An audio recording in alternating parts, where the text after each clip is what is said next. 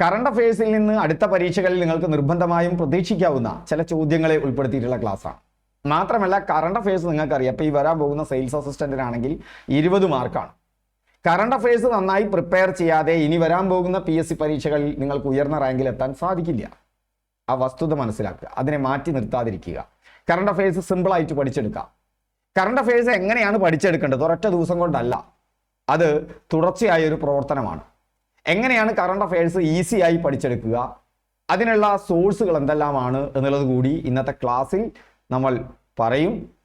Class എന്ന് പറയുന്നത് 2020 മുതൽ 2025 വരെ കേരള PSC ചോദിച്ച കറണ്ട് അഫയേഴ്സ് ചോദ്യങ്ങളെ വിശദമായി പഠിച്ച് എന്താണ് പുതിയ PSC പരീക്ഷകളിൽ നമുക്ക് പ്രതീക്ഷിക്കാൻ പറ്റാവുന്ന കറണ്ട് അഫയേഴ്സ് ചോദ്യങ്ങൾ, എന്താണ് PSCയുടെ ട്രെൻഡ് എന്നുകൂടി വിശദീകരിച്ചുകൊണ്ട് അതിൻ്റെ സോഴ്സ് എന്താണെന്നും കൂടി പറഞ്ഞുകൊണ്ടുള്ള ക്ലാസ്സാണ്.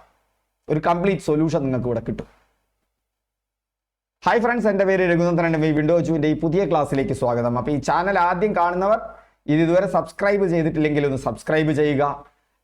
അതുകൂടാതെ ഇതിനോടൊപ്പം തന്നെ ഇതിൻ്റെ ഡീറ്റെയിൽഡ് നോട്ട്, എക്സാമുകൾ, കറണ്ട് അഫയേഴ്സിനൊക്കെ നിങ്ങൾ നിർബന്ധമായും എക്സാമുകൾ ചെയ്യണം. എക്സാം ചെയ്യുമ്പോൾ എന്താണ്, നമുക്ക് തെറ്റിയത് എന്താണെന്ന് മനസ്സിലാവും, ശരിയായത് എന്താണെന്ന് മനസ്സിലാവും. അപ്പോൾ തെറ്റുമ്പോൾ നമുക്ക് മാർക്ക് കുറയണം, 0.33 കുറയണം. അപ്പോഴേ നമ്മൾ അതിൽ ബോധവാനാവുള്ളൂ. അതുപോലെയുള്ള കിസ്സുകളും ഇതിനോടൊപ്പം കിട്ടും, ഡീറ്റെയിൽഡ് ആർട്ടിക്കിളും കിട്ടും. ഇതെല്ലാം തന്നെ നമ്മുടെ ടെലിഗ്രാം ചാനലിലാണ് കിട്ടുക. ടെലിഗ്രാം ചാനലിലെ ലിങ്ക് ഞാൻ താഴെ നൽകിയിട്ടുണ്ട്. കിസ്സുകളൊക്കെ തന്നെ നിങ്ങൾക്ക് 5 മിനിറ്റ് സമയം എടുത്തുകൊണ്ട് ചെയ്യാൻ പറ്റാവുന്ന കിസ്സുകളാണ്. ദിവസവും കറണ്ട് അഫയേഴ്സിൽ നിന്നുള്ള കിസ്സുകൾ കിട്ടും. അത് ചെയ്താൽ തന്നെ കറണ്ട് അഫയേഴ്സ് നിങ്ങൾ അപ്ഡേറ്റഡ് ആവും, ഒരുപാട് കാര്യങ്ങൾ നിങ്ങൾക്ക് കിട്ടുകയും ചെയ്യും. ഓക്കെ, നമുക്ക് ക്ലാസ്സിലേക്ക് പോകാം. ഇപ്പം കറണ്ട് അഫയേഴ്സിൽ നിന്ന് വരുന്ന ഒരു ചോദ്യമാണ്, ഇന്ത്യയിൽ ലോകത്ത് തന്നെ വെച്ചിട്ട് വലുതായിട്ടുള്ള എന്തെങ്കിലും കാര്യങ്ങൾ നടന്നാൽ, അല്ലെങ്കിൽ ഇന്ത്യയിലെ നേട്ടങ്ങൾ, കേരളത്തിലെ നേട്ടങ്ങൾ, ഇതൊക്കെ കേരള PSC വ്യക്തികളുടെ കാര്യത്തിൽ ചോദിക്കും. അതുപോലെ തന്നെ ഏതെങ്കിലും പ്രത്യേക സംഭവങ്ങളുടെ കാര്യത്തിൽ ഒക്കെ ചോദിക്കും. അപ്പോൾ ആ ടൈപ്പ് ഒരു ചോദ്യമാണ് ഗംഗാ വിലാസ് ക്രൂയിസ്. പലരും കേട്ടിട്ടുണ്ടായിരിക്കും അല്ലേ? കേൾക്കാത്ത കുറച്ച് കാര്യങ്ങൾ കൂടി അടുത്ത പരീക്ഷയ്ക്ക് നിങ്ങൾക്ക് പ്രതീക്ഷിക്കാവുന്ന കാര്യങ്ങൾ കൂടി ഈ വീഡിയോയുടെ അവസാനം ഉൾപ്പെടുത്തിയിട്ടുണ്ട്, വളരെ പ്രധാനപ്പെട്ട കാര്യങ്ങൾ. അപ്പൊ ഗംഗാ വിലാസ് ക്രൂയിസ് എന്ന് പറഞ്ഞാൽ ലോകത്തിലെ ഏറ്റവും നീളം കൂടിയ നദിയിലൂടെ സഞ്ചരിക്കുന്ന റിവർ ക്രൂയിസാണ്, ആഡംബര കപ്പലാണ്. അത് ഇന്ത്യയിലാണ്. എന്താണ് അതിൻ്റെ പ്രത്യേകത? ലോകത്തിലെ ഏറ്റവും നീളം കൂടിയ കപ്പലാണ്. എങ്ങനെയുള്ള കപ്പല്? നദിയിലൂടെ സഞ്ചരിക്കുന്ന കപ്പലുകൾ.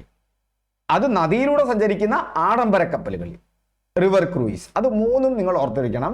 നദിയിലൂടെ സഞ്ചരിക്കുന്ന റിവർ ക്രൂയിസ്, ആഡംബര കപ്പലുകളിൽ ഏറ്റവും നീളം കൂടിയത് ഇന്ത്യയിലാണ്.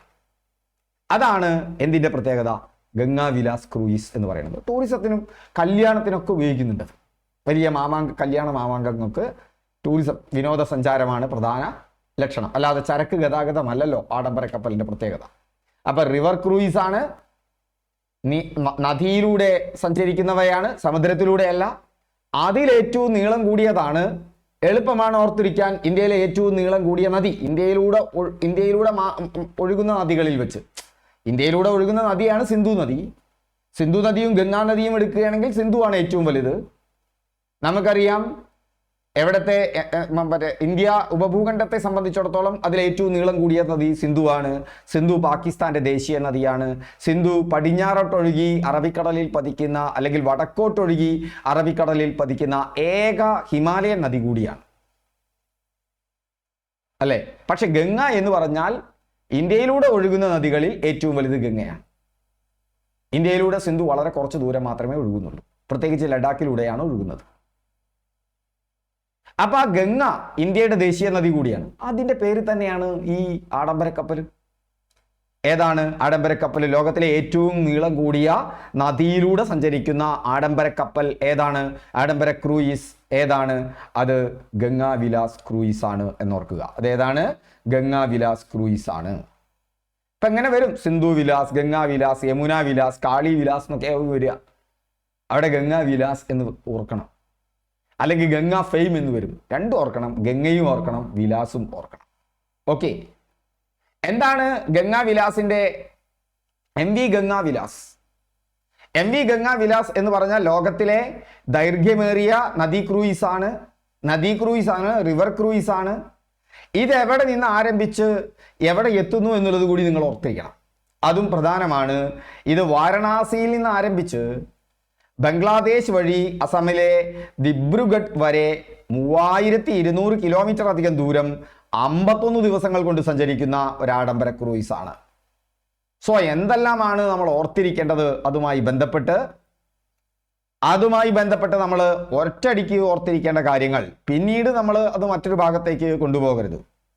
അതുമായി ബന്ധപ്പെട്ട് നമ്മൾ ഒറ്റയടിക്ക് ഓർത്തിരിക്കേണ്ട കാര്യങ്ങൾ എന്ന് പറഞ്ഞാൽ അത് എന്താണ്? ഒന്ന്, അത് MV ഗംഗാ വിലാസ് ആണ്. അതിൻ്റെ പേരെന്താണ്?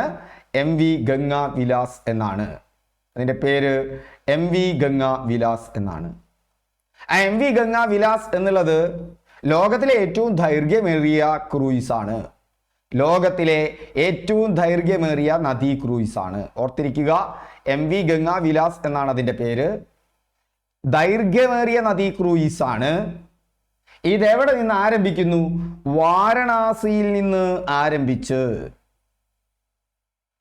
അസമിലെ ദിബ്രുഗഡ് വരെ 3200 കിലോമീറ്ററിലധികം ദൂരം 51 ദിവസങ്ങൾ കൊണ്ട്. 3200 കിലോമീറ്റർ 51 ദിവസം. 51 ഓർക്കാൻ എളുപ്പമാണ് അല്ലേ? ഒരു പുണ്യ കാര്യത്തിനൊക്കെ കൊടുക്കുക നമ്മൾ 51 റുപ്യല്ലേ? ഗംഗ പുണ്യ നദിയാണെന്ന് കരുതുന്നു പലരും, ഹോളി റിവർ ആണെന്നും കരുതുന്നുണ്ട്. അപ്പോൾ അവിടെ ഒരു 51. അപ്പം 3200 കിലോമീറ്ററോ കണക്ട് ചെയ്തിരിക്കണം നിങ്ങൾ. 3200 ഗംഗ, സിന്ധു, ബ്രഹ്മപുത്ര, അവിടെ 3 കിട്ടിയോ? ആ 3 നദികളിൽ ഗംഗയെക്കുറിച്ചാണ് നമ്മൾ പറയുന്നത്. പിന്നെ ഇനി ഒരു 200 വേണ്ടത്. അപ്പം 3000 കിട്ടിയല്ലോ. അതിനോടൊപ്പം തൊട്ടടുത്ത് 2 കൂടി ഓർക്കുക. 3200, 3200. ഇങ്ങനെ ജസ്റ്റ് നിങ്ങളൊന്ന് ആലോചിച്ചാൽ മതി. ഒരാഡംബര ക്രൂയിസാണ്. പ്രധാനമന്ത്രി നരേന്ദ്രമോദിയാണ് ഇത് ഫ്ലാഗ് ഓഫ് ചെയ്തത്. അപ്പം MV ഗംഗാ ക്രൂയിസ് എവിടെ നിന്ന്? വാരണാസിയിൽ നിന്ന് ദിബ്രുഗഡ് വരെ.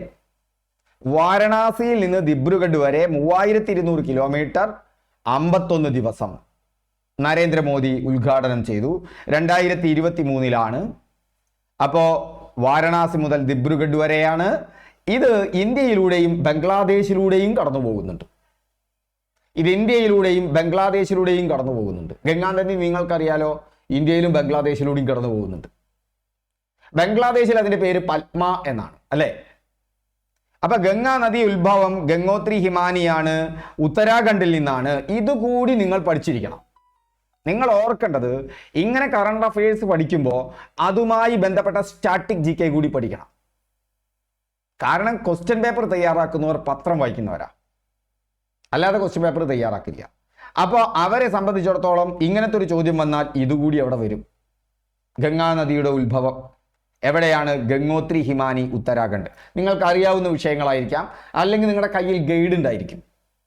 ആ ഗൈഡിൽ നിന്ന് കുറിച്ചെടുക്കാം. ഓക്കെ, എന്താണ് ബന്ധപ്പെട്ട വിഷയം? നന്നായി പഠിച്ചു പോകുന്നവരോ അല്ലെങ്കിൽ ഇനി പഠിക്കാൻ പോകുന്നവരാണെങ്കിൽ അങ്ങനെ ഓരോ വിഷയം എടുത്തു നോക്കുമ്പോൾ തന്നെ നമുക്ക് എന്തുവരും? വിഷയങ്ങളെക്കുറിച്ചൊരു ധാരണ കിട്ടും.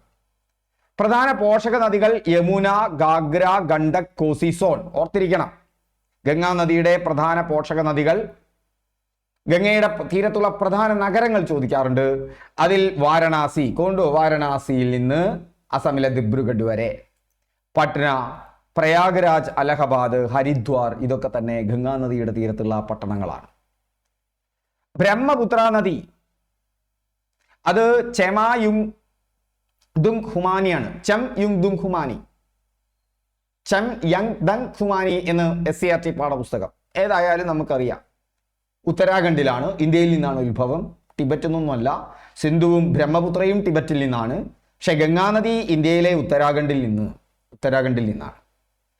അപ്പോൾ ഇന്ത്യയിലേക്ക് പ്രവേശിക്കുന്ന സ്ഥലം വളരെ പ്രധാനപ്പെട്ടതാണ്. അരുണാചൽ പ്രദേശിൽ സിയാങ് എന്നുള്ള പേരിലാണ് ഇന്ത്യയിലേക്ക് ബ്രഹ്മപുത്ര നദി ഇന്ത്യയിലേക്ക് പ്രവേശിക്കുന്നത്. നമുക്കറിയാം, ഇങ്ങനെ പോയിട്ട് നമ്മുടെ വടക്ക് കിഴക്കൻ സംസ്ഥാനങ്ങളിലൂടെയാണ് ബ്രഹ്മപുത്ര നദി പ്രവേശിക്കുന്നത്.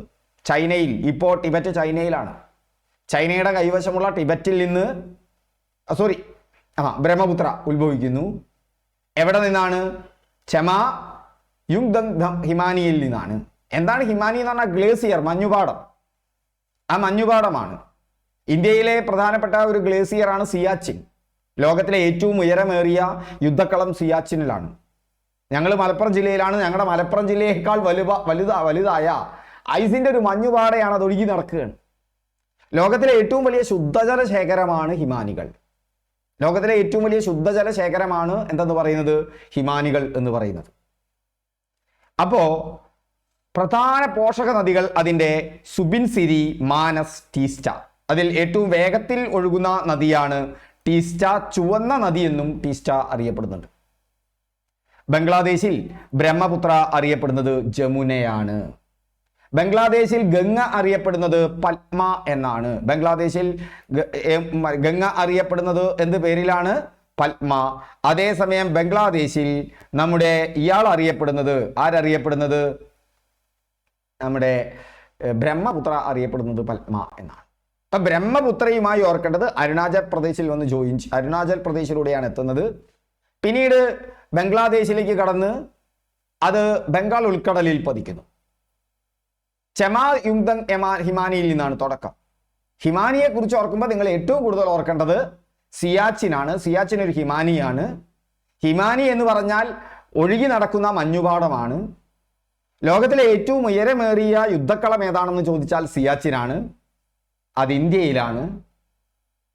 അതൊക്കെ തന്നെ നിങ്ങൾ ഓർക്കണം. അതുപോലെ തന്നെ ഹിമാനികൾ എന്ന് പറഞ്ഞാൽ ഏറ്റവും വലിയ ശുദ്ധജലശേഖരമാണ്. ഓക്കെ, പിന്നെ എന്തെല്ലാം നിങ്ങൾ അവിടെ സ്റ്റാറ്റിക് GK ആയിട്ട് ഓർക്കണം.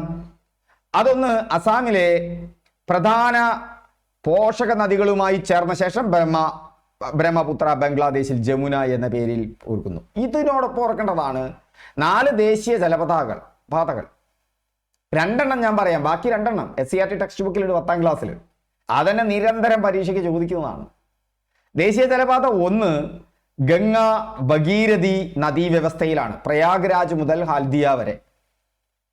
CERT ടെക്സ്റ്റ് ബുക്കിൽ കൃത്യമായിട്ട് പറയുന്നുണ്ട്, ഓർത്തിരിക്കണം, ചോദിക്കാറുണ്ട്. ദേശീയ ജലപതാക ഗംഗ ഭഗീരഥി ഹുഗ്ലി നദീവ്യവസ്ഥയിൽ. പ്രയാഗ്രാജ് മുതൽ ഹൽദിയ വരെ ഏറ്റവും നീളമുള്ള ദേശീയ പാതയാണ് ജലപാത 1. ദേശീയ ജലപാത 2 ബ്രഹ്മപുത്ര നദി മുതൽ ബ്രഹ്മപുത്ര നദിയിൽ സാദിയ മുതൽ ദുബ്രി വരെ. ഞാൻ വേഗത്തിൽ പറഞ്ഞു പോവുകയാണ് എങ്ങനെയാണ് കറണ്ട് അഫയേഴ്സ് പഠിക്കേണ്ടത് എന്നുള്ളതാണ്. അപ്പൊ സമയം എടുക്കണം, സമയമെടുത്ത് പഠിക്കണം. ഇത് സ്പ്രിന്റ് അല്ല. നിങ്ങൾ സമയമെടുത്ത് പഠിച്ചിട്ടില്ലെങ്കിൽ കറണ്ട് അഫയേഴ്സ് കൊളാവും. ഓക്കെ, ഒപ്പം കണക്റ്റഡ് ഫാക്ട്സും കൂടി പഠിക്കുമ്പോൾ ഒറ്റ നൂലിൽ പോരുത്. ബംഗ്ലാദേശ് ഇന്ത്യയുടെ അയൽ രാജ്യമാണ്. ഗംഗ ബംഗ്ലാദേശിൽ പത്മ എന്നുള്ള പേരിൽ അറിയപ്പെടുന്നു. അപ്പോൾ ഇതാണ് പഠിക്കേണ്ടത്. അപ്പോൾ എവിടെ നമ്മൾ പ്രധാനപ്പെട്ട പോയിന്റുകളിലേക്ക് പോകുമ്പോൾ എന്തെല്ലാമാണ് നമ്മളിപ്പോൾ പഠിച്ച പ്രധാനപ്പെട്ട പോയിന്റുകൾ? അത് എത്ര കിലോമീറ്റർ ഒഴുകുന്നു? 3200 കിലോമീറ്റർ ഒഴുകുന്നു. മറ്റത് അതുമായി ബന്ധപ്പെട്ടൊരു പ്രത്യേകത എന്താണ്? 51 ദിവസം എടുക്കുന്നു. തുടക്കം വാരണാസിയിൽ നിന്ന്, അവസാനം ആസാമിലെ എവിടെയാണ്? ആസാമിലെ ആ പ്രദേശം പറയൂ. ആസാമിലെ എവിടെയാണ്? വാരണാസിയിൽ നിന്ന് തുടങ്ങുന്നു. വാരണാസിയിൽ നിന്ന് തുടങ്ങി അവസാനം ഏതാണ്? അവസാനം ആസാമിലെ എവിടെയാണ്? ദിബ്രുഗഡ് വരെയാണ്. ആസാമിലെ ദിബ്രുഗഡ് വരെയാണ്. വാരണാസി, ദിബ്രുഗഡ് ഇന്ത്യയിലും ബംഗ്ലാദേശിലും കൂടിയും ഒഴുകുന്നു. ഇപ്പൊ ഗംഗാ നദി എന്ന് പറഞ്ഞാൽ നിങ്ങൾ ഓർക്കണം, ഗംഗോത്രി ഹിമാനിയാണ്, ഹിമാചൽ പ്രദേശാണ്. അതിന്റെ തീരത്തുള്ള നഗരങ്ങൾ ചോദിക്കാറുണ്ട്, വാരണാസിയും ഹരിദ്വാറും. അതുപോലെ തന്നെ പട്ന, പ്രയാഗ്രാജ്. ബ്രഹ്മപുത്ര നദി എന്ന് പറഞ്ഞാൽ ചൈനയിലെ ടിബറ്റിൽ നിന്ന് ചെമായുഗ്തും ഹിമാനി വഴി തോക്കുന്നു. അത് ടിബറ്റിൽ സാങ്പോ എന്നുള്ള പേരിൽ അറിയപ്പെടുന്നു. ബംഗ്ലാദേശിൽ ജമുന എന്ന പേരിൽ അറിയപ്പെടുന്നു. അത് ഇന്ത്യയിലേക്ക് പ്രവേശിക്കുന്നത് അരുണാചൽ പ്രദേശിലൂടെയാണ്. അപ്പം അങ്ങനെ വരും. മറ്റൊന്ന്, സർക്കാരിൻ്റെ നയങ്ങളുമായി ബന്ധപ്പെട്ട് സർക്കാരിൻ്റെ പ്രധാനപ്പെട്ട ചില നയങ്ങളാണ് ശുചിത്വം. അതുമായി ബന്ധപ്പെട്ട ചില പ്രധാനപ്പെട്ട അച്ചീവ്മെൻറ്റുകൾ ചോദിക്കും. സർക്കാരിൻ്റെ മറ്റൊരു പ്രധാനപ്പെട്ട നയമാണ് സാമ്പത്തിക ഉദാരവൽക്കരണം, നവസാമ്പത്തിക ഉദാരവൽക്കരണം.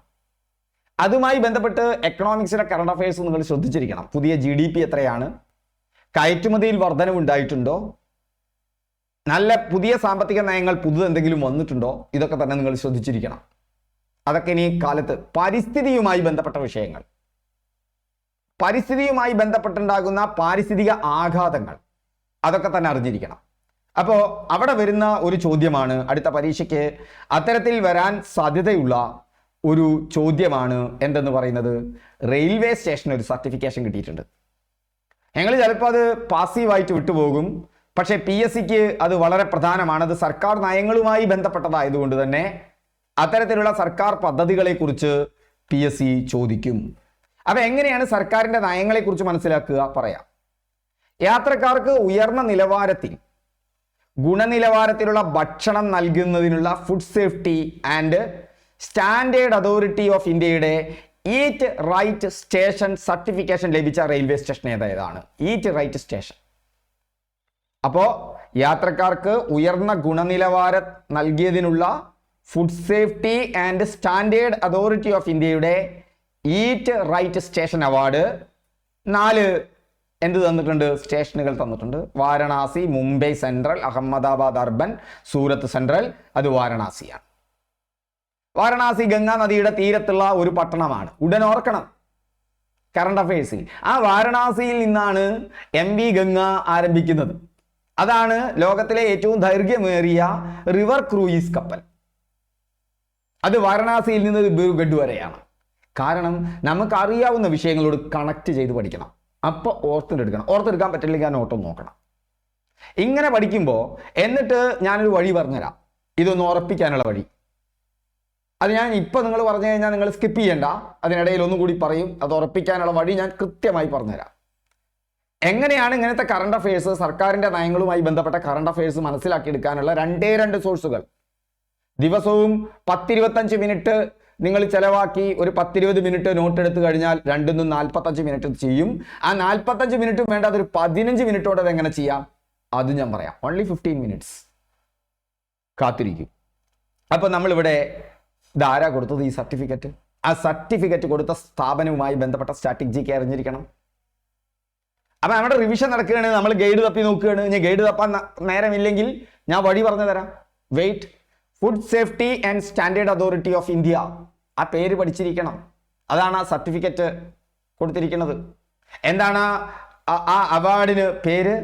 ആ അവാർഡിൻ്റെ പേര് എന്താണ്? Eat right station. വാരണാസിയാണത്. അവിടെ നിന്ന് നിങ്ങൾ എവിടേക്ക് കയറുകയാണ്? MV ഗംഗാ വിലാസിലേക്ക് കയറുകയാണ്. വാരണാസിയിൽ നിന്നാണ് തുടക്കം. ഈറ്റ് റൈറ്റ് സ്റ്റേഷനാണ്. Food safety and standard authority of ഇന്ത്യയാണ് നൽകിയത്. ഇത് കേന്ദ്ര ആരോഗ്യ കുടുംബക്ഷേമ മന്ത്രാലയത്തിന് കീഴിലുള്ള ഒന്നാണ്. 2008 ഇത് സ്ഥാപിതമായത്. അതിൻ്റെ മുദ്രാവാക്യം, ആപ്തവാക്യം നിങ്ങൾ ഓർത്തിരിക്കണം. ഇന്ന് ശരിയായി കഴിക്കൂ, നാളെ മെച്ചപ്പെട്ടതാക്കൂ. ഈ ചോദ്യം ശ്രദ്ധയിൽപ്പെടുന്ന ചോദ്യകർത്താവ് ചിലപ്പോൾ ഇതാവും നിങ്ങളോട് ചോദിക്കുക, ആജ് സഹി ഖാവേ കൽ ബഹ്താർ പാവോ. ആരെങ്കിലും തെറ്റിദ്ധരിക്കുക. ഹിന്ദി ഒട്ടും എനിക്കറിയില്ല. അപ്പോൾ ഇംഗ്ലീഷ് അറിയുമെന്ന് ചോദിച്ചു കഴിഞ്ഞാൽ കുഴപ്പമില്ലാതറിയാം, അത്ര തന്നെ. അത് നന്നായിട്ട് അറിയുന്നൊന്നും ഞാൻ പറയണില്ല. പക്ഷെ PSCക്ക് ഇതൊക്കെ മതി കേട്ടോ. ഇതിലൊന്നും വലിയ വിവരമൊന്നും വേണ്ട. ഞാൻ PSC ക്രാക്ക് ചെയ്തിട്ടുണ്ട്. വലിയ വിവരമുള്ളവരൊന്നും അല്ല PSC ക്രാക്ക് ചെയ്യുക. PSCക്ക് പഠിക്കേണ്ട രീതിയിൽ പഠിച്ചാൽ അത് ക്രാക്ക് ചെയ്യാൻ പറ്റും. സോ സിമ്പിളാണ്. അപ്പോൾ അടുത്തത് ബിർസ മുണ്ട സ്റ്റേഡിയവുമായി ബന്ധപ്പെട്ടൊരു ചോദ്യമാണ്. അപ്പം അതിനു മുമ്പ് നമുക്ക് ഈ ഫുഡ് സേഫ്റ്റിയുമായി ബന്ധപ്പെട്ട കുറച്ച് ഡീറ്റെയിൽസിൽ കൂടി പോവാം. റെഡിയാണല്ലോ? അതിലും കൂടി പോവാം. പോയിട്ട് വേഗം നമുക്ക് ഇതിൻ്റെ ടെക്നിക്കുകൾ ഇപ്പോൾ കുറച്ചൊക്കെ നിങ്ങൾക്ക് മനസ്സിലായി. ഇതിനൊപ്പം സ്റ്റാറ്റിക് GK കൂടി പഠിച്ചാൽ നിങ്ങളൊന്ന് ചെയ്തു നോക്കൂ, നിങ്ങളുടെ മനസ്സിൽ നിൽക്കും. നിങ്ങൾ സ്റ്റാറ്റിക് GK കൂടി പഠിച്ചാൽ, ഞാനത് കാണിച്ചിരുന്നില്ല അല്ലേ? അപ്പോൾ ഇവിടെ ഞാൻ കാണിക്കാം. ഞാൻ പ്രസൻറ്റേഷൻ കാണിച്ചില്ല. പ്രസൻറ്റേഷൻ കാണിക്കാതെയാണ് നിങ്ങളോട് പറഞ്ഞത്. സോറി, നിങ്ങൾ ശ്രദ്ധിച്ചിരിക്കുക. അപ്പോൾ നമ്മൾ അതിൻ്റെ ഡീറ്റെയിൽസിലേക്ക് പോകാം. ഈറ്റ് റൈറ്റ് സ്റ്റേഷനാണ്. Food safety and standard authority of ഇന്ത്യയാണ് നൽകിയത്. വാരണാസിയിലാണ്. റെയിൽവേ സ്റ്റേഷനുകളിലെ യാത്രക്കാർക്ക് സുരക്ഷിതവും ശുചിത്വവും ഉയർന്ന നിലവാരത്തിലുമുള്ളതുമായ ഭക്ഷണം ലഭ്യമാക്കുന്നു. ഇത് 3 നിങ്ങൾ ഓർത്തുവെക്കണം. എന്തൊക്കെയാണ്? സുരക്ഷിതം, ശുചിത്വം, ഉയർന്ന നിലവാരം. സുരക്ഷിതമായിരിക്കണം, ശുചിത്വമുള്ളതായിരിക്കണം, ഉയർന്ന നിലവാരമുള്ളതായിരിക്കണം. 2022 ഈ അംഗീകാരം ലഭിച്ച പ്രധാന റെയിൽവേ സ്റ്റേഷനുകളിൽ ഒന്നാണ്. മാലിന്യ നിർമ്മാർജ്ജനം തുടങ്ങിയ കാര്യങ്ങളിൽ അവിടെയൊക്കെയാണ് ഹൈജീൻ, ശുചിത്വം, ഭക്ഷണം കൈകാര്യം ചെയ്യുന്ന രീതി, മാലിന്യ നിർമ്മാർജ്ജനം തുടങ്ങിയ കാര്യങ്ങളിൽ FSSAI. എന്താ FSSAIയുടെ ഫുൾ ഫോം? അത് ഓർത്തിരിക്കണം. FSSAIയുടെ ഫുൾ ഫോം മറന്നു പോകണ്ട. F എന്ന് പറഞ്ഞാൽ ഫുഡ്, S എന്ന് പറഞ്ഞാൽ safety, and standard authority of India അത് നൽകിയ അവാർഡാണ് അതിന് കിട്ടിയിട്ടുള്ളത്. അപ്പൊ അങ്ങനെ ഓർക്കുമ്പോൾ ഇന്ത്യൻ റെയിൽവേയുമായി ബന്ധപ്പെട്ട കാര്യങ്ങൾ നിങ്ങൾ ഓർക്കണം. ഇന്ത്യൻ റെയിൽവേ ആരംഭിച്ചത് ഡൽഹൌസി പ്രഭുവിന്റെ കാലത്താണ്. ആരാണ് ഈ ഡൽഹൌസി പ്രഭു? ഏറ്റവും ചെറുപ്പക്കാരനായ, ഏറ്റവും യുവാവായ ഗവർണർ ജനറലാണ്. ഏറ്റവും ചെറുപ്പക്കാരനായ ഗവർണർ ജനറൽ അദ്ദേഹത്തിന്റെ കാലത്താണ്. ആ കാലത്ത് ഇന്ത്യയിൽ ഇന്നത്തെ നമ്മുടെ ഇന്റർനെറ്റ് പോലെയൊക്കെ അന്നത്തെ വലിയ ടെക്നോളജി ഏതാ? തപാല്, ടെലിഗ്രാം, റെയിൽവേ ഇതൊക്കെ ആരംഭിക്കുന്നത് ഡൽഹൌസിയുടെ കാലത്താണ്. ദത്താവകാശ നിയമവും ആരംഭിക്കുന്നത് ഡൽഹൌസിയുടെ കാലത്ത് തന്നെ കേട്ടാ. ഇന്ത്യയെ പിടിച്ചടക്കാൻ വേണ്ടിയിട്ട് ദത്താവകാശ നിയമം അതും ആരംഭിക്കുന്നത് 1848 ഡൽഹൌസിയുടെ കാലത്താണ്. അപ്പൊ ഡൽഹൌസിനെ ഓർക്കുമ്പോൾ നിങ്ങൾ ചെറുപ്പക്കാരനായ, ടെക്നോളജിയൊക്കെ ഇഷ്ടപ്പെടുന്ന അന്നത്തെ ഒരു ചെറുപ്പക്കാരനെ ഓർക്കുക. അപ്പൊ ഏറ്റവും യങ് ആയിട്ടുള്ള ഗവർണർ ജനറലാണ്. അദ്ദേഹത്തിന്റെ കാലത്താണ് തപാലും അതുപോലെ തന്നെ റെയിൽവേയും അതുപോലെ തന്നെ എന്തും വരുന്നത്? ടെലിഗ്രാമും വരുന്നത്. മണിയടിക്കൊക്കെ അന്ന് ടെലിഗ്രാമിലാണ് അർജന്റായിട്ട്. തപാൽ ഓഫീസിൽ ഒരു നിന്നിന്നിം എന്നുള്ളൊരു സാധനം ഉണ്ടാവും, അതിലേക്കാണ് ഇത് വരിക. അതിനൊരു കോഡൊക്കെ ഉണ്ട്. അപ്പൊ അവിടേക്ക് പോകട്ടെ. അപ്പോൾ 1853 ഏപ്രിൽ 16 ഇന്ത്യയിൽ റെയിൽവേ ആരംഭിക്കുന്നത്. എന്നാൽ 1853 ഏപ്രിൽ 16 മുംബൈയിലെ ബോറി ബന്ദർ, ഇപ്പോഴത്തെ ഛത്രപതി ശിവാജി മഹാരാജ് ടെർമിനൽസിൽ നിന്ന്, മുംബൈയിൽ നിന്ന് താനെയിലേക്ക് വരെ ഓടിയത് 1853 ഏപ്രിൽ 16 ഏതാ? റെയിൽവേ. ഓർത്തിരിക്കുക. ഇന്ത്യയിലെ ആദ്യത്തെ പാസഞ്ചർ ട്രെയിൻ കൂടിയാണിത്. ഇന്ത്യയിൽ നിലവിൽ എത്ര റെയിൽവേ സോണുകളുണ്ട്? 18 റെയിൽവേ സോണുകളുണ്ട്. ഏറ്റവും പുതിയതേതാ? ഓർക്കണം, south coast railway. South coast railway Visakha ആസ്ഥാനമാക്കിയ സൗത്ത് കോസ്റ്റ് റെയിൽവേ ആണ് ഇന്ത്യയിലെ ഏറ്റവും പുതിയ എന്തെന്ന് പറയുന്നത്? റെയിൽവേ എന്ന് പറയുന്നത്. നോട്ട് കൊടുക്കണേ. മാത്രമല്ല, ഞാൻ ഡീറ്റെയിൽഡ് നോട്ട് പിന്നെ തരും. ക്ലാസ് എടുക്കുമ്പോൾ നിങ്ങളൊരു നോട്ട് വായിച്ചിരുന്നാൽ ബെസ്റ്റ് ആയിരിക്കും. ഇതിന് ശേഷം പിന്നെ ഇതിൻ്റെ ഡീറ്റെയിൽഡ് നോട്ട് കിട്ടും. എവിടെ കിട്ടുമെന്ന് ഞാൻ പറയാം. പിന്നെ ഇതിൽ നിന്നൊരു കിസ്സും കിട്ടും. അപ്പോൾ അത് നിങ്ങൾക്ക് ഉറയ്ക്കും. ഓക്കെ. കേരളത്തിലെ ഏറ്റവും പ്രധാനപ്പെട്ട റെയിൽവേ സ്റ്റേഷനിൽ തിരുവനന്തപുരം സെൻട്രലും എറണാകുളം ജംഗ്ഷനും കോഴിക്കോടും പാലക്കാടുമാണ്. ഓർത്തിരിക്കണം. അതുമായി ബന്ധപ്പെട്ട ഏതെങ്കിലും പുതിയ വിവരം വന്നാൽ അപ്പം നിങ്ങൾ അപ്ഡേറ്റ് ചെയ്യണം. അപ്പം എവിടെ നിന്ന് കിട്ടും ഈ പുതിയ വിവരം? പറയാം, വെയിറ്റ്. അപ്പം നിങ്ങൾക്ക് മനസ്സിലായി. കറണ്ട് അഫയേഴ്സ് പഠിക്കുമ്പോൾ നമ്മൾ എങ്ങനെയാണ് എടുക്കേണ്ടത്? കറണ്ട് അഫയേഴ്സ് പഠിക്കുക, അത് സർക്കാരിൻ്റെ നയങ്ങൾക്കനുസരിച്ച് പഠിക്കുക. സർക്കാരിൻ്റെ നയങ്ങളുമായി ബന്ധപ്പെട്ട പുതിയ കാര്യങ്ങൾ വരുമ്പോൾ പഠിക്കണം. ഇന്ത്യയിൽ ഒന്നാമത്, കേരളത്തിൽ ഒന്നാമത്. ഇന്ത്യയിലെ വ്യക്തികൾക്ക് കിട്ടുന്ന ദേശീയ അംഗീകാരം, കേരളത്തിലെ വ്യക്തികൾക്ക് കിട്ടുന്ന ദേശീയ അന്തർദേശീയ അംഗീകാരങ്ങൾ കലാ സാംസ്കാരിക മേഖലകളിലൊക്കെ തന്നെ നിങ്ങൾ ഓർത്തിരിക്കണം. കൂടാതെ സർക്കാരിൻ്റെ നയങ്ങൾ, അതുമായി ബന്ധപ്പെട്ട ധാരാളം ചോദ്യങ്ങൾ ഇപ്പോൾ PSC പരീക്ഷയിൽ വരുന്നുണ്ട്. അത് 2020 ആരംഭിച്ച് 25 ആകുമ്പോഴേക്കും വലിയ ട്രെൻഡായി മാറിക്കൊണ്ടിരിക്കുകയാണ്. ഓക്കെ. അപ്പോൾ ഏറ്റവും വലിയ റെയിൽവേ പ്ലാറ്റ്ഫോം, അതൊരു പഴയ ചോദ്യമാണ്.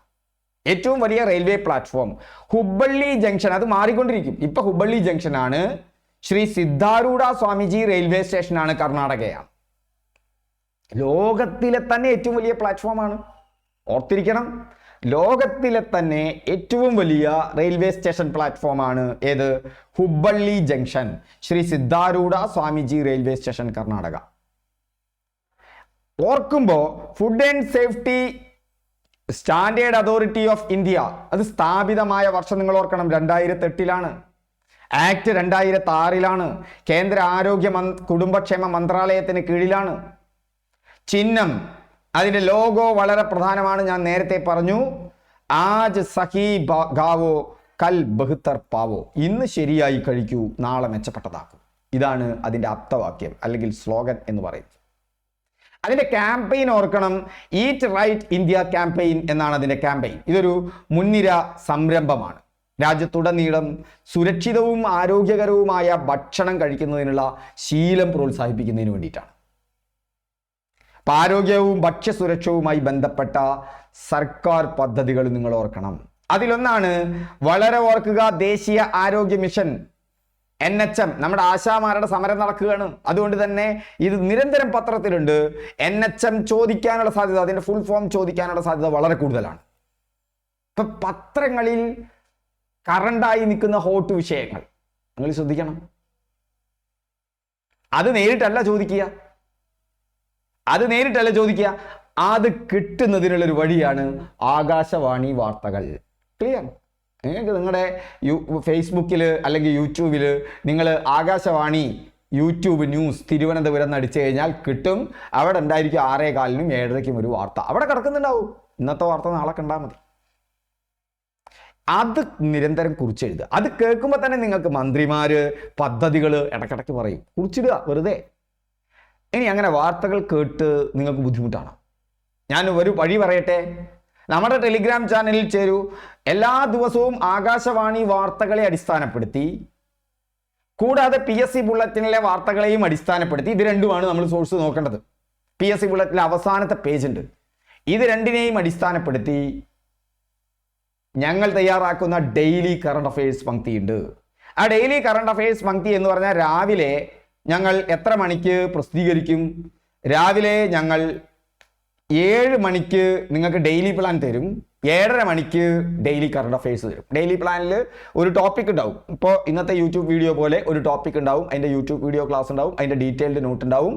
അത് ഉച്ചയ്ക്ക് 1 മണിക്ക് ആ ഡെയിലി കറണ്ട് അഫയേഴ്സ് എന്നൊരു കിസ് ഉണ്ടായിരിക്കും. ആ കിസ് എങ്ങനെ ചെയ്യാം? നിങ്ങൾക്ക് പലതവണ ചെയ്യാം.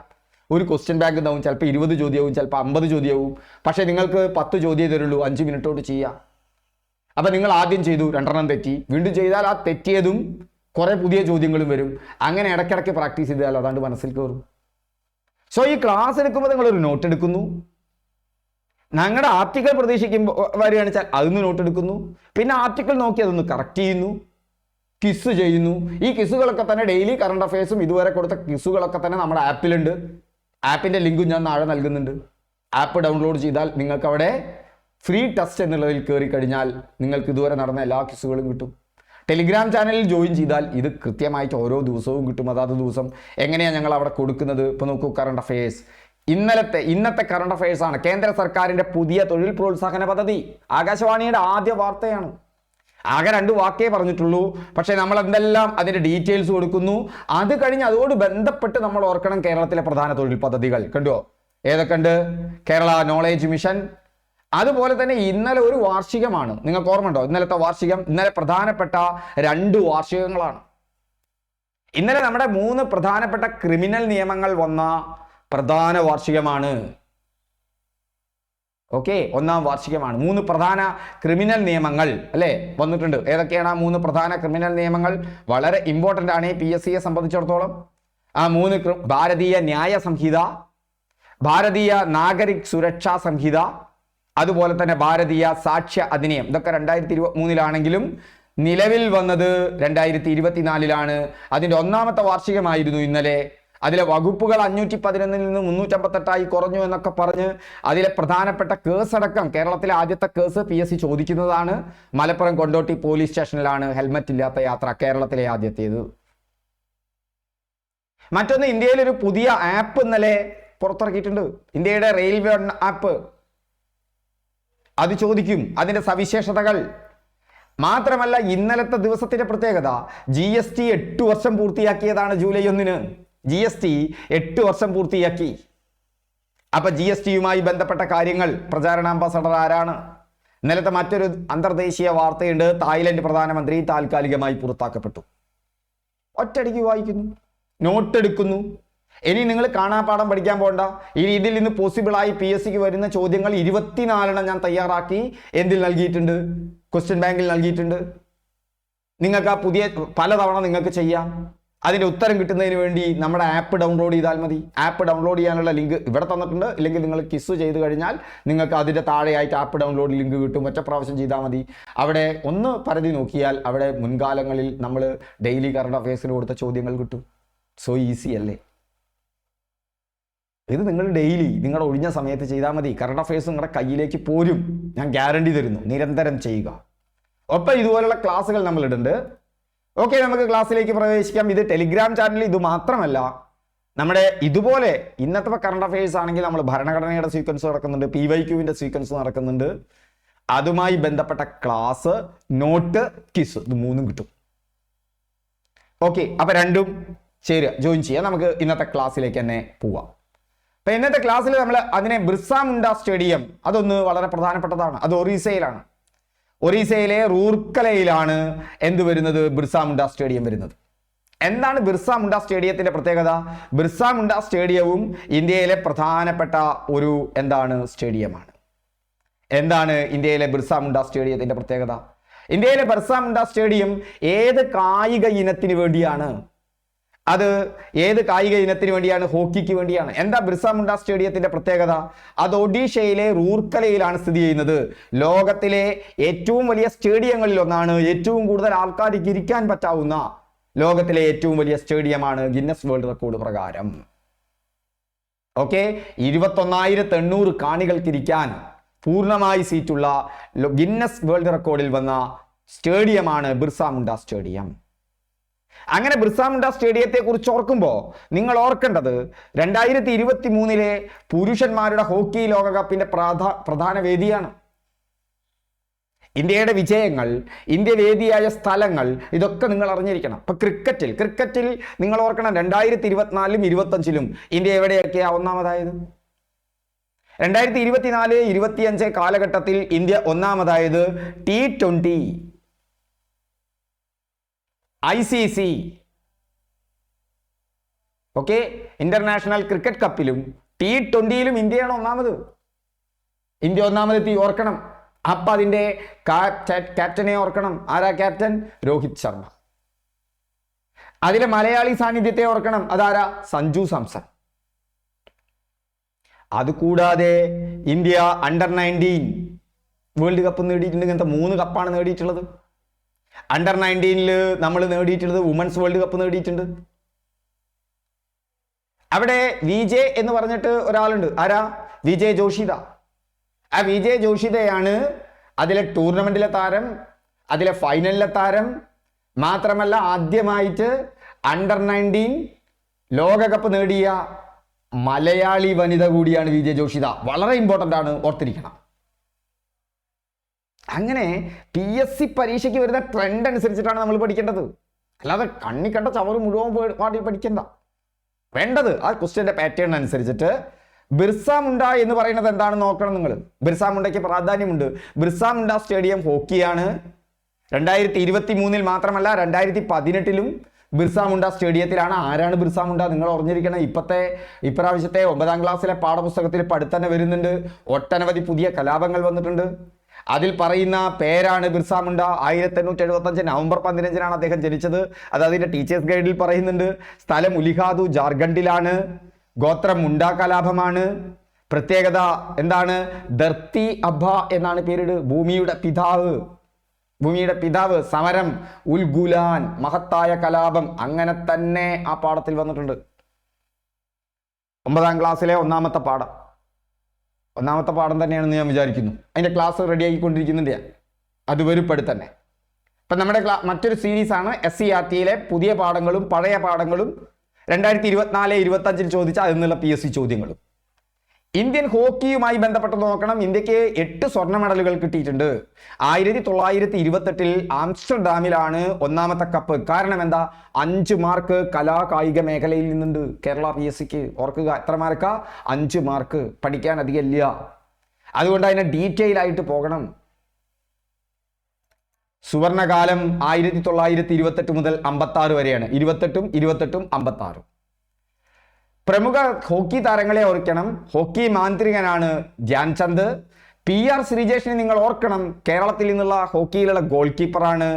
ദേശീയ കായിക ദിനം ആരുടേതാണ്? ഈ ധ്യാൻചന്ദിന്റെ ജന്മദിനമായ ഓഗസ്റ്റ് 29 നമ്മൾ ദേശീയ കായിക ദിനമായിട്ട് ഓർക്കുന്നത്. ഒപ്പം തന്നെ ഒഡീഷ സംസ്ഥാനത്തെ ഓർക്കണം. അതിന്റെ തലസ്ഥാനം ഭുവനേശ്വറാണ്. പുരാതന നാമം കലിംഗ ഉൽക്കല്ലാണ്. ഒഡീഷയിലെ പ്രധാന നദി മഹാനദിയാണ്. ആ മഹാനദി ബംഗാൾ ഉൾക്കടലിലേക്കാണ് ഒഴുകുന്നത്. അവിടുത്തെ നൃത്തരൂപം ഒഡീസിയാണ്. ക്ഷേത്രം പുരി ജഗന്നാഥ ക്ഷേത്രമാണ്. അവിടുത്തെ യുനെസ്കോ സൈറ്റിനെ കുറിച്ച് അറിഞ്ഞിരിക്കണം. അത് കൊണാർക്കിലെ സൂര്യക്ഷേത്രമാണ്. സോ ആ ഭാഗം ഓക്കെ ആയല്ലോ. അടുത്ത ഭാഗത്തേക്ക് നോക്കാം. അടുത്ത ഭാഗം ഒരു ട്രെൻഡിങ് ആയിട്ടുള്ള മറ്റൊന്നാണ് പരിസ്ഥിതിയുമായി ബന്ധപ്പെട്ട ചോദ്യങ്ങൾ നന്നായി ഡീറ്റെയിൽ ആയിട്ട് പഠിച്ചിരിക്കണം. പരിസ്ഥിതിയുമായി ബന്ധപ്പെട്ട ചോദ്യങ്ങൾ കേരള PSCക്ക് നന്നായിട്ട് അറിഞ്ഞിരിക്കണം. അതിൽ വന്യജീവി സംരക്ഷണം, ദുരന്ത നിവാരണം നന്നായിട്ട് അറിഞ്ഞിരിക്കണം. എന്താ കാരണം? കേരളത്തിലെ കറണ്ട് ഇഷ്യൂ ആണത്. അത് വരാത്ത ഒരു പത്രവാർത്ത വരാത്ത പേപ്പറില്ല. ദുരന്ത നിവാരണം, വന്യജീവി സംരക്ഷണം. എവിടെ നിന്നൊക്കെ ചോദ്യം വരാതിരുന്ന് കറണ്ട് അഫയേഴ്സ് മാത്രമല്ല, കറണ്ട് അഫയേഴ്സ് മാത്രമല്ല, പൊതുജനാരോഗ്യത്തിൽ പരിസ്ഥിതി എന്നുള്ളൊരു വിഷയമുണ്ട്, അവിടെ കയറി വരും. ഭരണഘടനാ വിഷയമായിട്ട് വരും. നമുക്ക് നോക്കാം. അത് നിങ്ങൾ പ്രതീക്ഷിക്കാത്ത ചോദ്യങ്ങളാവും. ആ ചോദ്യത്തിന്റെ പണ്ടാര ബോക്സ് അതാണ് നമ്മൾ തുറക്കാൻ പോകുന്നത്. ആ മാന്ത്രികത്തിന്റെ അടുത്ത പ്രാവശ്യം ചോദ്യങ്ങൾ വരുന്ന ഞാൻ ഗ്യാരണ്ടി തരുന്നു, ഒരു ചോദ്യത്തിന്റെ പെട്ടിയാണ് നിങ്ങൾക്ക് തുറക്കാൻ പോകുന്നത്. കാരണം അതിന്റെ മുകളിൽ ഒരുപാട് കേന്ദ്ര സംസ്ഥാന തർക്കങ്ങൾ, ജനങ്ങളും സർക്കാരും തമ്മിലുള്ള തർക്കം, അല്ലെ, ഹ്യൂമൻ വൈൽഡ് കോൺഫ്ലിക്റ്റ് എന്നറിയപ്പെടുന്ന മനുഷ്യ വന്യജീവി സംഘർഷം കേരളത്തിൽ ഉടലെടുത്തിട്ടുണ്ട്. അപ്പൊ അത് ഡീറ്റെയിൽ ആയിട്ട് അറിഞ്ഞിരിക്കണം. അതിലെ പ്രധാനപ്പെട്ട ഒന്നാണ് വന്യജീവി സംരക്ഷണം. അതുപോലെ തന്നെ വയനാട്ടിലെ ഉരുൾപൊട്ടലോടുകൂടി മറ്റൊട്ടനവധി ഉരുൾപൊട്ടൽ നടക്കുന്നതുകൊണ്ട് ദുരന്ത നിവാരണം പ്രധാനപ്പെട്ട ഒരു വിഷയമാണ്. അത് കേരള അഡ്മിനിസ്ട്രേഷനിൽ അടക്കം കയറി വരും അതിലെ ചോദ്യങ്ങൾ. അപ്പോൾ ആ ഭാഗത്തേക്ക് പോകാം. നീലക്കുറിഞ്ഞി, വയനാട് ദുരന്തം, അതുമായി ബന്ധപ്പെട്ട നിയമങ്ങളാണ്. അവസാനം വരെ കാണുക. ക്ലാസ് അവസാനം വരെ കാണുമെന്ന് ഞാൻ പ്രതീക്ഷിക്കുന്നു. ഓക്കെ, അപ്പോൾ അവിടെ നമ്മൾ പോകുമ്പോൾ അവിടെ ഒരു പ്രധാനപ്പെട്ട കാര്യമാണ് നീലക്കുറിഞ്ഞി സംരക്ഷണവുമായി ബന്ധപ്പെട്ട് കേന്ദ്ര പരിസ്ഥിതി വനം കാലാവസ്ഥാ വ്യതിയാന വകുപ്പ് 2023 ജനുവരിയിൽ വന്യജീവി സംരക്ഷണ നിയമത്തിന്റെ 1972 പട്ടിക 3 ഉൾപ്പെടുത്തിയ ചെടി. കേന്ദ്ര പരിസ്ഥിതി വനം കാലാവസ്ഥാ വ്യതിയാന വകുപ്പ് 2023 നിങ്ങൾ ഒന്ന് നോർമലായിട്ട് പഠിച്ചു പോവുക. 2024 ഡീറ്റെയിൽ ആയിട്ട് പഠിക്കണം. 2025 ഏതുവരെ? മാർച്ച് വരെ. പക്ഷെ അത് പരീക്ഷയോടനുബന്ധിച്ച് പഠിക്കുന്നതല്ല ശരി. പക്ഷെ ഇപ്പം നിങ്ങൾ അങ്ങനെ പഠിക്കൂ. നിങ്ങൾ അതാത് മാസം പഠിച്ചു പോകണം. അതാത് മാസം അതുമായി ബന്ധപ്പെട്ട കറണ്ട് അഫയേഴ്സ്, മുന്നത്തെ കറണ്ട് അഫയേഴ്സ്, അതുമായി ബന്ധപ്പെട്ട സ്റ്റാറ്റിക് GK, അങ്ങനെയാണ് നമ്മുടെ ടെലിഗ്രാം ഗ്രൂപ്പിൽ പോകുന്നത്. എന്നിട്ടോ ടെലിഗ്രാം ഗ്രൂപ്പിൽ ചെറിയ ചെറിയ കിസ്സുകൾ വരും. ഒരൊറ്റ കിസ്, ഒരു ചോദ്യം അതിന് നിങ്ങൾക്ക് പോൾ ചെയ്യാൻ പറ്റാവുന്നത്. ഇത് കൂടാതെ 1 മണിക്ക് നിങ്ങൾക്ക് ഒറ്റയടിക്ക് ചെയ്യാവുന്ന, പലതവണ ചെയ്യാൻ പറ്റാവുന്ന കിസ് എപ്പോൾ വേണമെങ്കിലും ചെയ്യാം, അതും വരും. അവിടെ ഉറക്കും. ഇതിൻ്റെ നോട്ട് വിശദമായിട്ട് നമ്മളവിടെ പ്രസിദ്ധീകരിക്കും. അപ്പോൾ കേന്ദ്ര വനം കാലാവസ്ഥാ വ്യതിയാന വകുപ്പ് 2023 ജനുവരിയിൽ വനം ജീവി സംരക്ഷണ നിയമത്തിൽ പട്ടിക 3 ഉൾപ്പെടുത്തിയ ചെടിയേത്? വനം ജീവി സംരക്ഷണ നിയമം 1972. ഓർക്കണം, ഇനിയുള്ള പരീക്ഷയ്ക്ക് നിർബന്ധമായിട്ട് വരും. നിങ്ങൾക്ക് 1-2 പരീക്ഷകൾക്ക്, നിങ്ങൾ എഴുതാൻ പോകുന്ന പരീക്ഷകൾക്ക് കാണാൻ പറ്റും. നിങ്ങൾ എല്ലാ പരീക്ഷകൾക്കും അപ്ലൈ ചെയ്യുന്ന ആളാണെങ്കിൽ അത്ര ഹോട്ട് ക്വസ്റ്റ്യൻ ആണത്. അതേതാ? അത് നീലക്കുറിഞ്ഞിയാണ്. സിമ്പിൾ ആണ്. നീലക്കുറിഞ്ഞിനെ ഓർക്കാതെ PSC പരീക്ഷയ്ക്ക് പോകാൻ പറ്റില്ല. നീലക്കുറിഞ്ഞിയാണ്. നീലക്കുറിഞ്ഞിയുടെ ശാസ്ത്രീയ നാമം പലതവണ ചോദിച്ചിട്ടുണ്ട്. നീലക്കുറിഞ്ഞിയുടെ ശാസ്ത്രീയ നാമം എന്താണ്? സ്ട്രോബിലാസ് കുന്തിയാന. ഒരാനയാണ്, കുന്തിയാനയാണ്. ആ ആന സ്ട്രോ ഇട്ടിട്ടാണ് കുടിക്കുക. ആ സ്ട്രോ ഇട്ടിട്ട് നീലക്കുറിഞ്ഞിയുടെ നീര കുടിക്കുക എന്ന് പറയാ.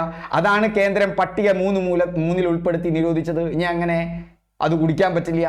പശ്ചിമഘട്ടത്തിലെ, പ്രത്യേകിച്ച് ഇടുക്കി ജില്ലയിലെ മൂന്നാറിലെ പുൽമേടുകളിൽ 12 വർഷത്തിലൊരിക്കൽ മാത്രം കൂട്ടമായി പൂക്കുന്ന ഒരു അപൂർവ സസ്യമാണ് എന്തെന്ന് പറയുന്നത്? നീലക്കുറിഞ്ഞി എന്ന് പറയുന്നത്. പേര് കേൾക്കുമ്പോൾ തന്നെ എത്ര രസമാണ്. അത് കാണേണ്ട ഒരു കാഴ്ചയാണ്. വരയാടുകൾക്ക് പ്രസിദ്ധമാണ് ആ സ്ഥലമല്ലേ? പശ്ചിമഘട്ടത്തിലെ ഷോലവനങ്ങളിലും പുൽമേടുകളിലുമാണ് കാണുന്നത്. ഇത് പഴയ SCERT ബുക്കിലുള്ള പ്രധാനപ്പെട്ട മേഖലയാണ്. അത് ഓർത്തിരിക്കണം. പണ്ട് ചോദിച്ചിട്ടുണ്ട്, ഇപ്പോഴത്തെ കാലത്ത് ചോദിച്ചിട്ടില്ല. അതുകൊണ്ട് തന്നെ പ്രത്യക്ഷപ്പെടാൻ സാധ്യത കൂടുതലാണ്. കുറിഞ്ഞിമല ഒരു വന്യജീവി സങ്കേതമായിട്ട് പ്രഖ്യാപിച്ചിട്ടുണ്ട്. വിനോദസഞ്ചാര ആകർഷണമാണ്. 12 വർഷത്തിലൊരിക്കലാണ്. സ്ട്രോ ഓർക്കുക, കുന്തിയാന ഓർക്കുക. മിന്നൊന്നും ഓർക്കണ്ട, അതിന് മുഴുവൻ പേരൊന്നും ഓർക്കണ്ട. സ്ട്രോയും കുന്തിയാനയും ഓർത്താൽ മതി. നീലക്കുറിഞ്ഞിയാണ്. പട്ടിക 3 പ്രധാനമാണ്. എന്തുകൊണ്ട് പട്ടിക 3 പ്രധാനമാണ്? അതിലൊരു കേന്ദ്ര സംസ്ഥാന ഗവൺമെന്റ് കോൺഫ്ലിക്റ്റ് വന്നിട്ടുണ്ട്. അത് നിരന്തരമായിട്ട് വാർത്തയിൽ ആവർത്തിച്ചു വരുന്നുണ്ട്. അത് PSC ബുള്ളറ്റിൻ പ്രത്യേക വിഷയമാക്കിയിട്ടുണ്ട്. ഇതുകൊണ്ടൊക്കെ തന്നെ അത് ആലോചിച്ചിരിക്കണം. അപ്പൊ ആകാശവാണി വാർത്തകൾ, PSC ബുള്ളറ്റിൻ, ഇത് രണ്ടും തേടി പോകാൻ ബുദ്ധിമുട്ടാണെങ്കിൽ നേരെ ഞങ്ങളുടെ ഡെയിലി കറണ്ട് അഫയേഴ്സിലേക്ക് വരിക.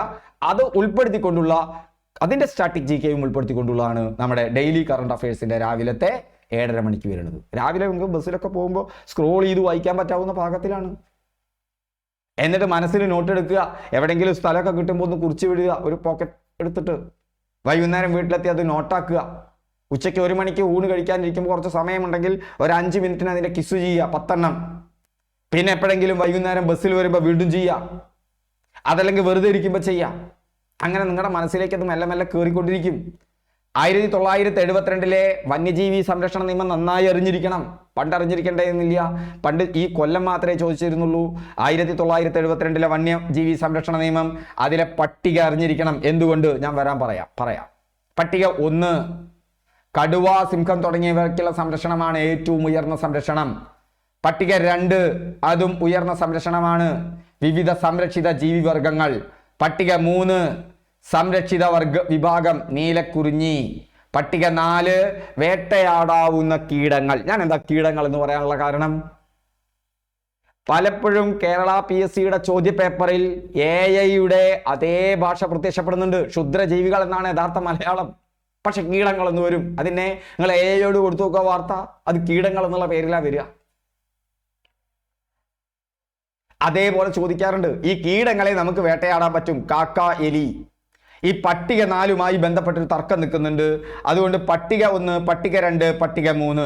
പട്ടിക 2ലാണ് കടുവ, സിംഹം. പട്ടിക 2 തന്നെയാണ് വിവിധ സംരക്ഷിത ജീവവർഗങ്ങൾ.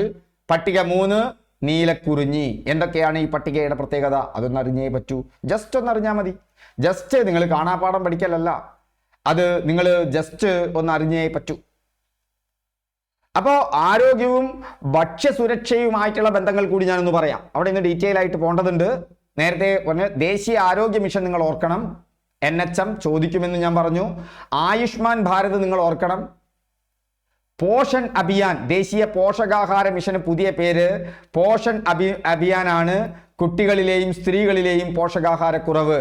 ഭക്ഷ്യസുരക്ഷാ നിയമം ഓർത്തിരിക്കണം. 2013 ഭക്ഷ്യസുരക്ഷാ നിയമം നിങ്ങൾ തീർച്ചയായിട്ടും ഓർത്തിരിക്കണം. 2013 ഭക്ഷ്യസുരക്ഷാ നിയമം നിങ്ങൾ തീർച്ചയായിട്ടും ഓർത്തിരിക്കണം. 2013 ഭക്ഷ്യസുരക്ഷാ നിയമം എന്നാണ്. ഭക്ഷ്യസുരക്ഷാ നിയമം 2013 ടെക്സ്റ്റ് ബുക്കിൽ കൂടിയുള്ളതാണ്. കേരളത്തിലെ ഭക്ഷ്യസുരക്ഷ എന്ന് പറയുന്നത് കേരള സംസ്ഥാന ഭക്ഷ്യസുരക്ഷാ വകുപ്പാണ്. അതായത് അതാണ് നോഡൽ ഏജൻസി. ഭക്ഷ്യസുരക്ഷാ നിയമം നടപ്പിലാക്കാനുള്ള നോഡൽ ഏജൻസി. മായം ചേർക്കുന്നത് തടയലും ഭക്ഷ്യസുരക്ഷാ ബോധവൽക്കരണവും. ഈറ്റ് റൈറ്റ് സ്റ്റേഷൻ അംഗീകാരം ലഭിച്ച കേരളത്തിലെ സ്റ്റേഷൻ ഉണ്ട്. ഇന്ത്യയിലത് വാരണാസിക്ക് കിട്ടി. കേരളത്തിൽ എവിടെയൊക്കെയാ? തിരുവനന്തപുരം സെൻട്രൽ, കോഴിക്കോട് റെയിൽവേ സ്റ്റേഷനുകൾക്ക് ഈറ്റ് റൈറ്റ് സ്റ്റേഷൻ അംഗീകാരം ലഭിച്ചിട്ടുണ്ട്. ഒഡീഷയിലെ റൂറൽ നമ്മൾ ബിർസാമുണ്ട പറഞ്ഞു, നമ്മൾ ബിർസാമുണ്ട ഹോക്കി സ്റ്റേഡിയം പറഞ്ഞു. ആ ഹോക്കി സ്റ്റേഡിയവുമായി ബന്ധപ്പെട്ട് നമ്മൾ കായിക ദിനം പറഞ്ഞു. 21,800 കാണികളാണ് എന്ന് പറഞ്ഞു.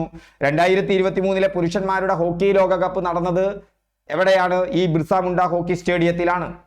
ഈ സ്റ്റേഡിയത്തിന് പേര് നൽകിയിരിക്കുന്നത് ആദിവാസി നേതാവിന്റെ നേതൃത്വത്തിലാണെന്ന് പറഞ്ഞു. അതുപോലെ തന്നെ ഒറീസയിൽ നിങ്ങൾ ഓർത്തിരിക്കേണ്ട ഒന്നാണ് കലിംഗ സ്റ്റേഡിയം. അത് ഒഡീഷയിലെ ഭുവനേശ്വറിലാണ്. 2023 ഹോക്കി ലോകകപ്പിന് ബിർസാമുണ്ടയും കലിംഗ സ്റ്റേഡിയവും ഒരുപോലെ വേദിയായിട്ടുണ്ട്. 2018 ഹോക്കിയും 2023 ഹോക്കിയും ഒഡീസയിലായിരുന്നു ലോകകപ്പ്. അത് ഓർത്തിരിക്കുക. ഇന്ത്യയുടെ ദേശീയ കായിക വിനോദം എന്ന് ഇന്ത്യൻ ഹോക്കി അറിയപ്പെടുന്നുണ്ട്. ഒളിമ്പിക് മെഡലുകൾ 8 മെഡലുകൾ നേടിയിട്ടുണ്ട് ഇന്ത്യ. 1922 ആംസ്റ്റർഡാമിലാണ് ആദ്യത്തെ മെഡൽ എന്നോർക്കുക. അപ്പോൾ അവിടെയാണ്. അതുപോലെ തന്നെ പ്രധാനപ്പെട്ടതാണ് ഒഡീഷയുമായി ബന്ധപ്പെട്ട് നിങ്ങൾ ഓർക്കേണ്ടത്, പണ്ട് ചോദിച്ചിരുന്നു, ഇപ്പൊ ചോദിക്കാറില്ല, പക്ഷെ ഓർത്തിരിക്കണം, ഒഡീഷയുടെ പുരാതന നാമം കലിംഗ. പ്രധാന നദികൾ മഹാനദി പറഞ്ഞു. പ്രധാന ഡാം ഒഡീഷയുമായി ബന്ധപ്പെട്ട് ഓർക്കണം, ഹിരാക്കുഡ് ഡാമാണ്. മണ്ണുകൊണ്ടുണ്ടാക്കിയ ലോകത്തിലെ ഏറ്റവും നീളമുള്ള മൺചിറകളിലൊന്നാണ്. അത് മഹാനദിയിലാണ്, ഏറ്റവും നീളമുള്ള മൺചിറകളിലൊന്ന്. അതുപോലെ തന്നെ കൊണാർക്ക് ക്ഷേത്രം നമ്മൾ പറഞ്ഞു. പുരി ജഗന്നാഥ ക്ഷേത്രവും നമ്മൾ പറഞ്ഞതാണ്. ഒഡീസി അവിടുത്തെ എന്താണ്? ക്ലാസിക്കൽ നൃത്തരൂപമാണ്. അതുപോലെ ഒഡീസയിൽ നിന്ന് വരുന്നതാണ് നമ്മുടെ ദേശീയോദ്യാനങ്ങൾ. കടുവ സങ്കേതം ചോദിച്ചിട്ടുണ്ട്, സിംലിപാൽ ദേശീയോദ്യാനം. ബിദിർകനിക ദേശീയോദ്യാനം ചതുപ്പു നിലങ്ങൾക്കും ഉപ്പുവെള്ള മുതലകൾക്കും പ്രസിദ്ധം. ഈ അടുത്ത കാലത്ത് അത് പ്രസിദ്ധമായിട്ടുണ്ട്, അതുകൊണ്ട് തന്നെ ഓർക്കണം, ബിദിർകനിക ദേശീയോദ്യാനം. മറ്റൊന്നാണ് ഏറ്റവും കൂടുതൽ തെളിയിച്ചതാണ് ചിൽക്ക തടാകം, ഏഷ്യയിലെ ഏറ്റവും വലിയ ഉപ്പുവെള്ള തടാകം, ദേശാന്തര പക്ഷികളുടെ പ്രധാന കേന്ദ്രം. അത് ഓർത്തിരിക്കണം, ചിൽക്ക തടാകം. അവിടെ ഓർത്തിരിക്കേണ്ടത് നവീൻ പട്നായിക്, ദീർഘകാലം ഒഡീഷ മുഖ്യമന്ത്രിയാണ് നവീൻ പട്നായിക്. ഇരുമ്പയിര്, ബോക്സൈറ്റ്, കൽക്കരി, ഇതിൻ്റെ ശേഖരം എവിടെയാണ്? ഒറീസയിലുണ്ട്. അത് SCERT ബുക്കിലുള്ളതാണ്, ഓർത്തിരിക്കണം. റൂർക്കല സ്റ്റീൽ പ്ലാന്റ് പലതവണ ചോദിച്ചതാണ്. നമ്മുടെ 2ാം പഞ്ചവത്സര പദ്ധതി കാലത്ത് നിർമ്മിച്ച റൂർക്കല എന്താണ് സ്റ്റീൽ പ്ലാന്റ്, ജർമ്മനിയുടെ സഹായത്തോടു കൂടി റൂർക്കല സ്റ്റീൽ പ്ലാന്റ് പ്രധാന വ്യവസായം, അത് ചോദിക്കാറുണ്ട്. ഓക്കെ, ഇനി നമ്മൾ കേന്ദ്ര സർക്കാർ തുടങ്ങിയിട്ടുള്ള 6 MP സ്കീം ഏത് മേഖലയുടെ വളർച്ച ലക്ഷ്യമാക്കിയിട്ടുള്ളതാണ് എന്നാണ്, അതും ചോദിക്കാറുണ്ട്. അതായത് കേന്ദ്ര സർക്കാരിൻ്റെ പുതിയ പദ്ധതികളിൽ ചെറുകിട വ്യവസായങ്ങളുമായി ബന്ധപ്പെട്ട ചോദ്യങ്ങൾ ഈ അടുത്ത കാലത്ത് കയറി വന്നിട്ടുണ്ട്. അപ്പോൾ അങ്ങനെ ഒന്നാണ് 6 MP സ്കീം. 6 MP സ്കീമിന്റെ ഫുൾ ഫോം ഓർക്കുക. എന്താണത്? 6 MP എന്ന് പറഞ്ഞാൽ raising and accelerating MSME performance. ഉയർന്നു വരുന്ന, വളരെ വേഗം സക്സസ് ആവുന്ന പെർഫോമൻസ് ഉള്ള MSME. MSME എന്ന് പറഞ്ഞാൽ മൈക്രോ, സൂക്ഷ്മ, സ്മാൾ, ചെറുത്, മീഡിയം, ഇടത്തരം എന്റർപ്രൈസ് സംരംഭങ്ങൾ. ഇത്രയേ ഉള്ളൂ. മൈക്രോ, സൂക്ഷ്മം, സ്മാൾ, ചെറുത്, മീഡിയം, ഇടത്തരം എന്റർപ്രൈസ് സംരംഭങ്ങൾ. എന്താ കാരണം? 40% ഇന്ത്യക്ക് കയറ്റുമതി ലഭിക്കുന്നത്, നമ്മുടെ GDPയിൽ കയറ്റുമതിയിലൂടെ വരുന്ന വരുമാനത്തിൽ 40% MSME എന്നാണ്.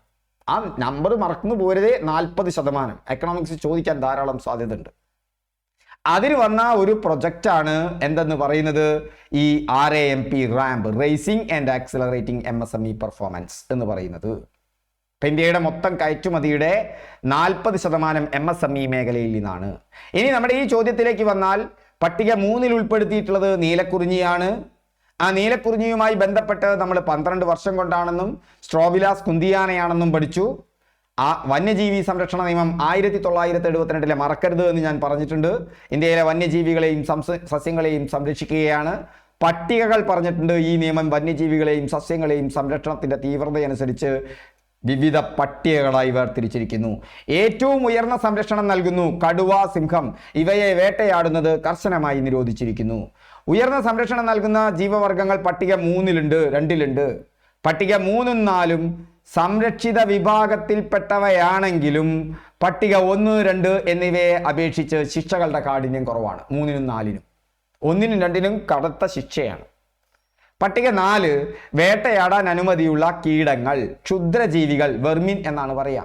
ഇതുമായി ബന്ധപ്പെട്ടാണ് കേന്ദ്രവും സംസ്ഥാനവും തമ്മിൽ ചില കത്തിടപാടുകളൊക്കെ നടക്കുന്നത്, വാർത്തയാകുന്നത്. പട്ടിക 6 കൃഷി ചെയ്യുന്നതിനും കൈവശം വെക്കുന്നതിനും പ്രത്യേക അനുമതി ആവശ്യമുള്ള സസ്യങ്ങൾ, ഉദാഹരണം നീലവേണ്ട, റെഡ് വേണ്ട. ഇത് നോർത്തിരിക്കണം. ഇനിയുള്ള കാലത്ത് PSC പരീക്ഷയ്ക്ക് ഈ പട്ടികകൾ ചോദിക്കാൻ സാധ്യതയുണ്ട്.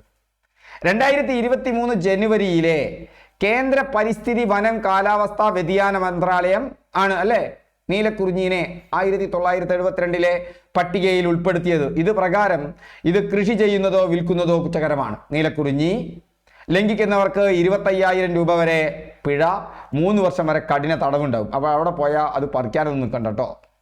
അപ്പോൾ 1972മായി ബന്ധപ്പെട്ട് കേരള സർക്കാരും കേന്ദ്ര സർക്കാരും തമ്മിലൊരു തർക്കം നിലനിൽക്കുന്നുണ്ട്.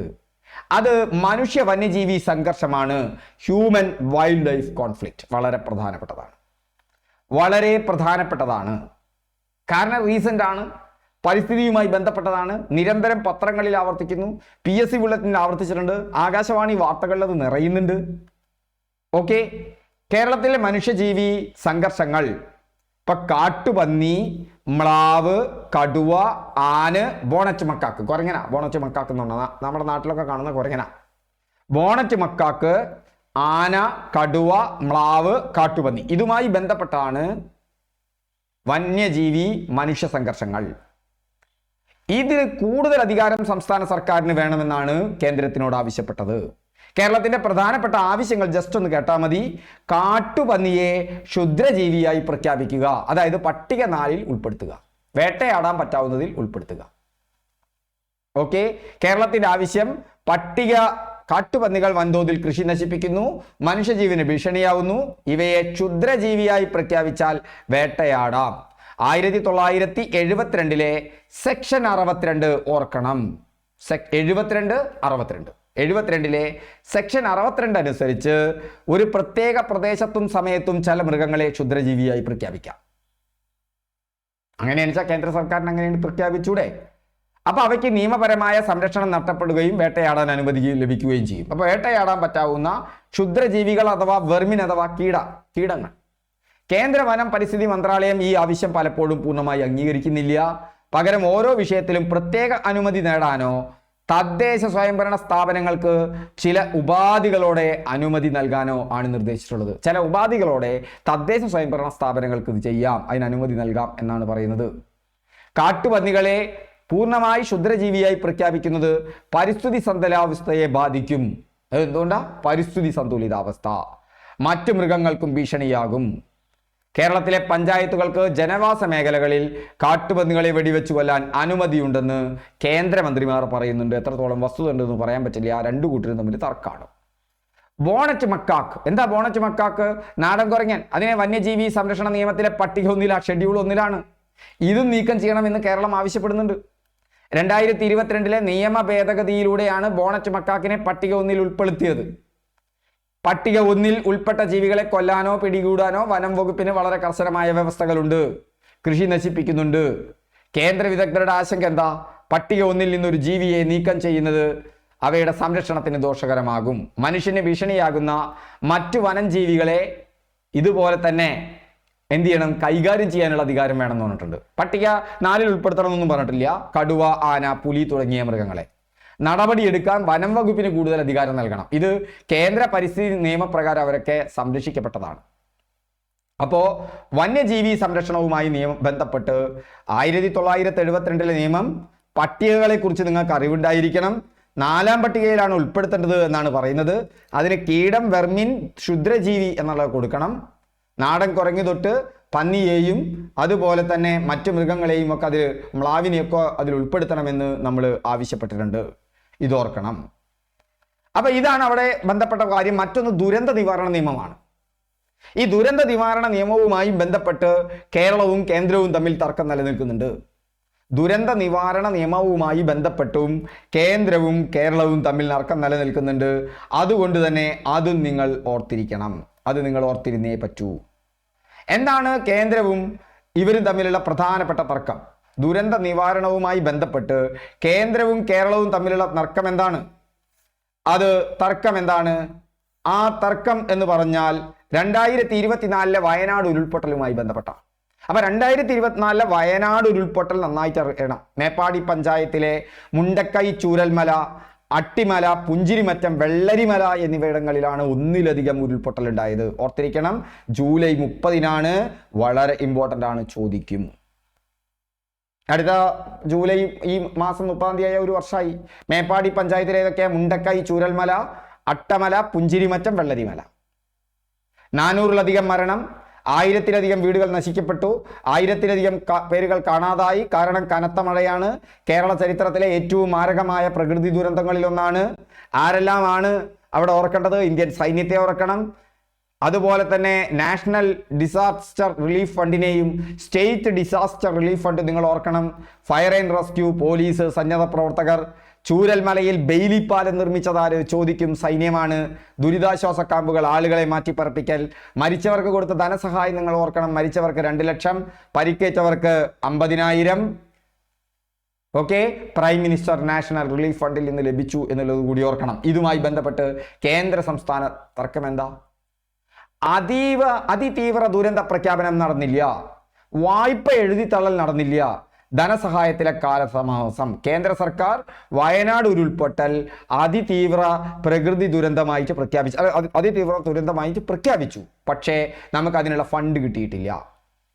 ദുരന്ത നിവാരണ നിയമത്തിലെ സെക്ഷൻ 13 നീക്കം ചെയ്തു 2025 മാർച്ചിൽ.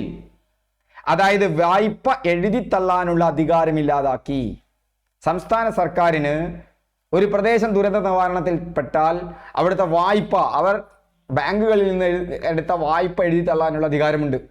ആ വായ്പ എഴുതിത്തള്ളാനുള്ള അധികാരം ഇല്ലാതാക്കി 2025 മാർച്ച് സെക്ഷൻ 13. അത് പുനഃസ്ഥാപിക്കണം എന്നുള്ളതാണ് സംസ്ഥാന സർക്കാരിൻ്റെ ആവശ്യം. കേരള ഹൈക്കോടതിയിൽ ഇടപെട്ടിട്ടുണ്ട്. ആർട്ടിക്കിൾ 73 പ്രകാരം കേന്ദ്ര സർക്കാരിന് നിയമപരമായ തീരുമാനങ്ങൾ എടുക്കാൻ അധികാരമുണ്ട്. ദുരിതബാധിതർക്ക് സഹായം നിഷേധിക്കുന്നത് ശരിയല്ല. ഒരു അണ്ടർ സെക്രട്ടറിയുടെ വാദം വെച്ചിട്ട് ഈ നിയമത്തെ വ്യാഖ്യാനിക്കാൻ പാടില്ല എന്ന് കേരള ഹൈക്കോടതിയുടെ ഒരു കമന്റ് കൂടി നിങ്ങൾ ഇതിൽ ശ്രദ്ധിക്കണം. അപ്പൊ ഹായ് ഫ്രണ്ട്സ്, ഇത്രയും കാര്യങ്ങൾ നിങ്ങൾ നന്നായി ശ്രദ്ധിക്കുക. മറ്റൊന്നാണ്, ഞാൻ ഇനി സമയമില്ല, മറ്റൊരു സന്ദർഭത്തിലാവാം. സംസ്ഥാന ഗവർണറും കേരള ഗവൺമെന്റും തമ്മിലുള്ള തർക്കമുണ്ട്. അതുമായി ബന്ധപ്പെട്ട് ഭരണഘടനയിൽ ചോദ്യം വരും. ഗവർണറുടെ അധികാരം ഈ ഭാരതാംബ അങ്ങനെയുള്ള വിഷയങ്ങൾ അത് മറ്റൊരു ക്ലാസ്സിലാവാം. ക്ലാസ്സുകൾ ഇഷ്ടപ്പെട്ടാൽ കമന്റ് ചെയ്യുക. വീണ്ടും നമുക്ക് അടുത്ത ക്ലാസ്സിൽ കാണാം.